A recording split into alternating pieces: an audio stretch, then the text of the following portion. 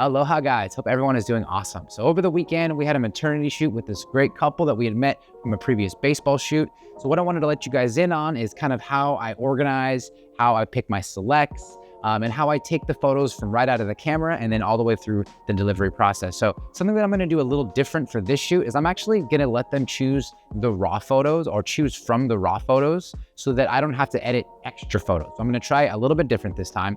And the one thing that I am gonna do is I'm gonna pick my favorite one from the shoot and I'm gonna give that the full edit so they can kind of see what the potential that they're going to look like. So when they choose their photos, they're choosing it based off of their own expressions and their own poses and not so much off the other stuff, because the other stuff is going to look great. Now it's their preference, making sure that they choose the ones that they want and they're gonna hang on their wall or post on social media. Sometimes I get lost in the weeds and I want them to choose a specific photo and that might not be the one that they want. And if I edit it first, maybe I'll just put like too much or extra on something that I really like and then they don't even like it. And trust me, that has happened so many times. So let's get going.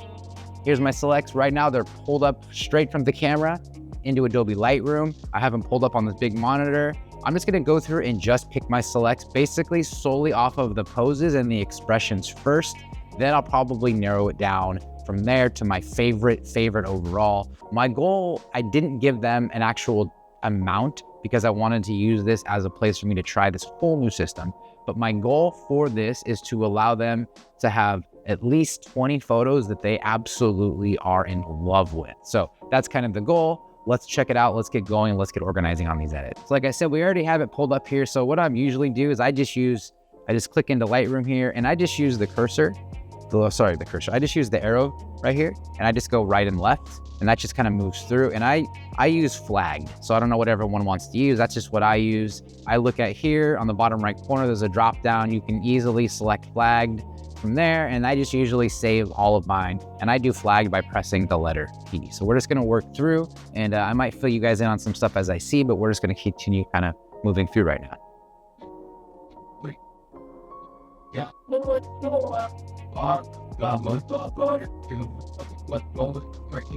And we definitely got some very cool, genuine shots. I kind of like matching expressions. So I like to see if it's a nice, big, vibrant smile. I want the other person to also have a big, vibrant smile. But sometimes you don't get that. So you kind of have to go with what you work with. And a lot of that is going to come down to how you are on site and how you are working with talent or the couple or the person that you're working with. If you can bring the best out of them while still doing your job to the highest possible level, then that is going to produce the best photo ever. Sometimes it's hard, but I'm already seeing a bunch of that I really like. So that's really good. One thing that I also tried to do and be more cognizant of on this shoot is different height angles for the same style of photo and kind of the difference in what those might look like for later shoots. I like to use a memory-based system. So I like to just memorize the poses and the heights and even the focal lengths that I really like. And I use my time on site to worry more about the other things because these are the things that I'm gonna do no matter what. So now that I know that, when I go to shoot, I can worry about lighting and maybe a little more composition or other aspects of the shoot because I know I'm gonna produce these things specifically already when I show up and they're in my memory for how to do that.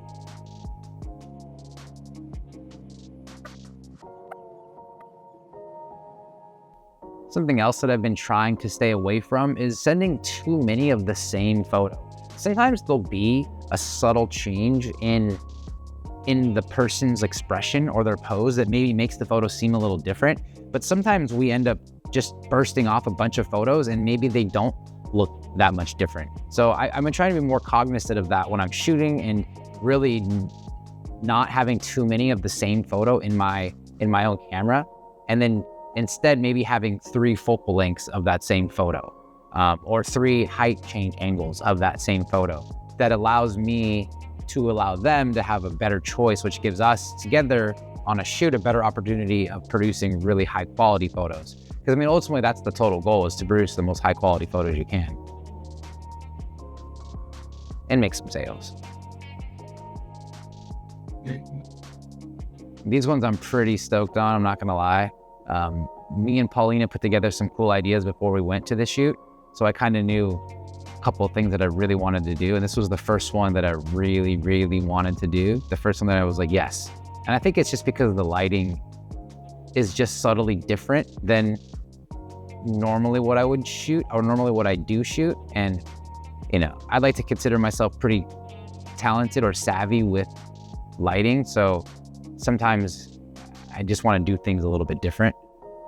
So this was that last set was something that I really wanted to try to be different with. So that was good. It was fun. Not loving these. They're a little old school. I'm not a huge lover of these, but it's okay. We went on and did some really, really cool stuff after this. So I'm pretty excited to get through these. And another thing that I tried to do different was change the lighting for specific shots so that it's easy to kind of go, oh, this is a really cool 3-point light setup and it's going great and all the stuff looks good. But then when you look back in the camera, for some reason, using lighting is to make things not look flat. So you create shadows and you create drama with the lighting that hopefully adds to what you're doing in the camera. So the vibe of the photos kind of sync up, the synchronicity between all of that. But sometimes we get on site and we're doing something, and if we have control of lighting like I have here in the studio, I don't need to leave it the same every time. Sometimes you have the sun and you can only put your fill in the same place, or you're dealing with just natural light, so you kind of get limited options. But here, I don't have limited options, and I generally got lost in the weeds sometimes where I didn't change anything in my settings of the camera or the position of the lighting. And then they all look the same, which to me, if they all look the same, then they all kind of start to look flat, which is like the opposite of what I want as a photographer. So this one I was trying to really be like, okay, let's change lighting. Let's turn off a light here. Let's move a light there. Do these different things. So everyone gets an opportunity to see and be creative. And it shows in the camera. And I think I did a good job. It's already, I've already changed the light 3 times and we're only, you know, not even halfway through the set, maybe like a third of the way through these photos so far. Not even that. Yeah, give or take.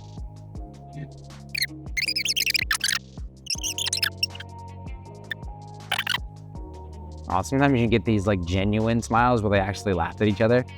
And I know part of our responsibility as a photographer is to try to bring that out of people, but it can be tough.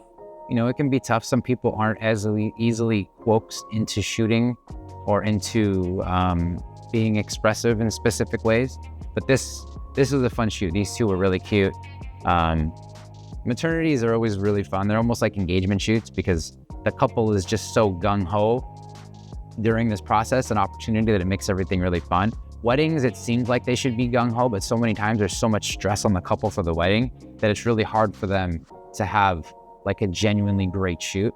And again, I guess that's up to the photographer, but sometimes, man, I like to think I'm really good at working with people, and sometimes I just don't feel like I have any real control over how that shoot went. Stranger things.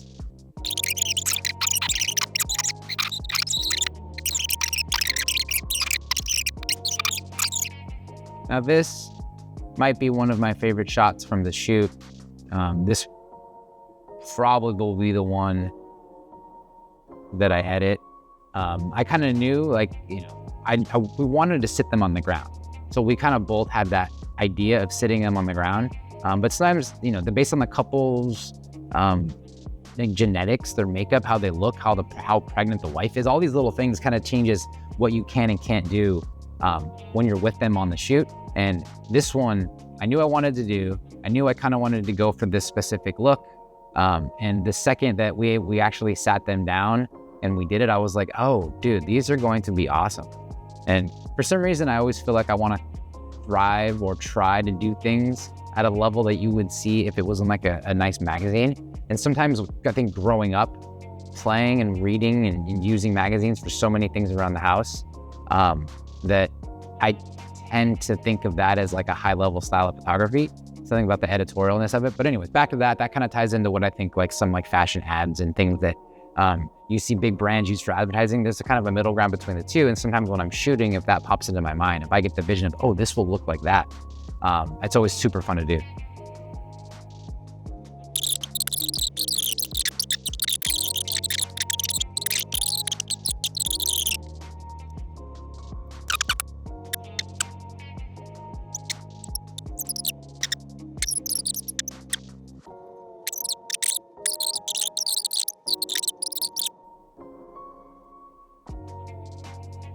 All right, so we've gone through and we've got all our selects picked. Everything is good. So the first thing I'm gonna do is just make sure that works. So I'm gonna go to my flagged Down here, I highlight flagged. And when I do that, everything that I just pushed P on is now saved in its own little space. And I'll go through and I can just see all the ones that I've chosen. Now it looks like I have 154 selects that I think look awesome. Looks like they're all in focus. I like this initial composition.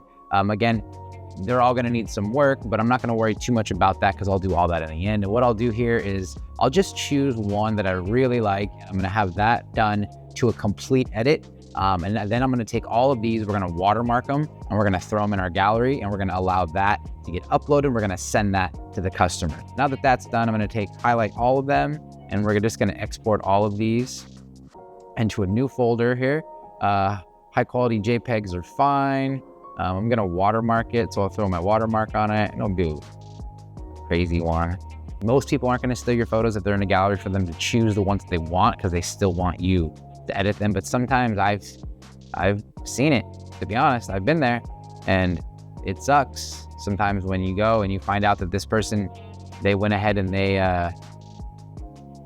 this right folder at the top, Lightroom folders, maternity. They decided that, hey, they were just gonna steal a couple and throw them up right away because they were super excited. But okay, not only that makes you look bad because now you took the photo that was watermarked, but that makes me look bad because it's not a final photo, so you're seeing my work that isn't finished. So that's 154 total photos. We're still good with everything else. Now we'll export. So 154 photos. We're gonna go ahead and take all those, and I'm gonna create, I like to use Pixieset. So that's the system that I use. So I go to Pixieset here,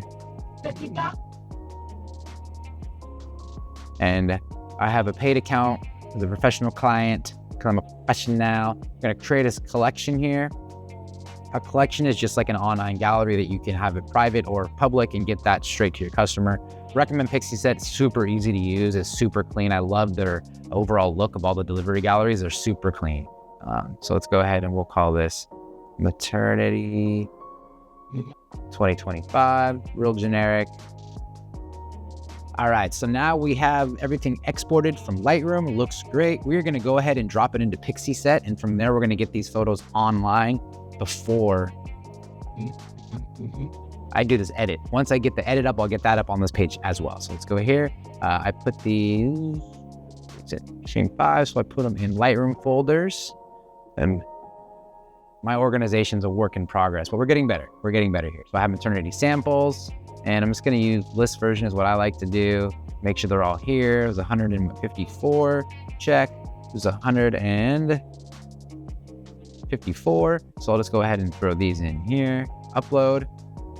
All right, so anyways, these are gonna upload right now. They're going, everything's looking good. As soon as we get them all done, I will go ahead and check back in, and we will get working through our first edit here. All right, guys, so we'll see you guys soon. Aloha, guys. So I'm gonna make a Pixieset banner. This is gonna be a comp of 3 different photos that are gonna be what the final looks are gonna be like for the photos. We're getting the guests a gallery of raw photos so that they can check out and pick their selects, but I want them to kind of see what the finished product is potentially gonna look like. So this will kind of help get the juices flowing, get them all excited to pick their selects, and hopefully get those selects back much quicker. So first thing I did, I gotta open up a template in Photoshop here. So from experience, I'm just gonna go with something that's probably like 2.5 by 5, give or take. And that's the backwards image. So let's go ahead and rotate that. We're just gonna rotate it this way. And that should be, give or take, that should be good enough for me to put on a banner, and it should be about the right size, and maybe crop a little bit, but we'll see here. The next thing I'm gonna do, I'm gonna go here, and we are going to pull up where our photos are. I'm gonna grab these 3 photos. I'm gonna drop them in. And again, we're just doing something super simple. We're not putting a ton of energy into this. It's just something that's gonna look nice for them, something to allow them to kind of see exactly what the final product is gonna look like. And we don't have to get too lost with being crazy with the edit. So just to make this more, since there's 2 black and whites, and we're here, so we got something like this. It looks pretty cool already. This is pretty standard stuff. I'm not gonna do too much more this than I have to. I just want them to kind of see what it could look like. So just like that, kind of simple. We'll go ahead and throw a little white logo under the bars to kind of spice it up a little bit, give it a little bit of a vibe. just like that. Down here so you can see it.